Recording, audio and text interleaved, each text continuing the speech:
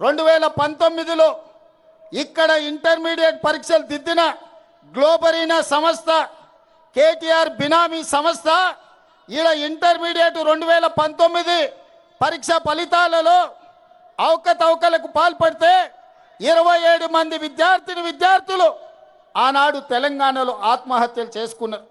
ఆ రోజు ప్రతిపక్ష నాయకుడిగా, పార్లమెంట్ సభ్యుడిగా ఆనాటి ప్రభుత్వం మీద కొట్లాడితే కోర్టులు ఆదేశాలు ఇచ్చినాయి, గ్లోబరీనా సంస్థ మీద క్రిమినల్ కేసులు పెట్టి చర్యలు తీసుకోమని.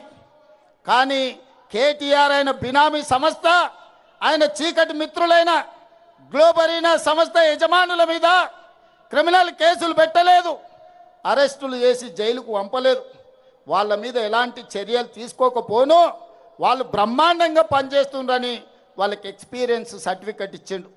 ఈ సర్టిఫికెట్ను తీసుకొని 2023 డిసెంబర్ 7 నాడు మన ప్రభుత్వం వచ్చిన తర్వాత ఇక తెలంగాణలో పప్పులు ఉడకవు, నూకలు చెల్లవని గ్లోబరీనా సంస్థ పేరు మార్చుకొని కోఎంట్ పేరు మీద సిబిఎస్ఈ పరీక్షల ఫలితాలను డిజిటలైజ్ చేస్తామని, ఆ పరీక్షా ప్రశ్న పత్రాలను దిద్దుతామని ధర్మేంద్ర ప్రధాన్తో కేంద్ర ప్రభుత్వంతో ఒప్పందం చేసుకున్నారు.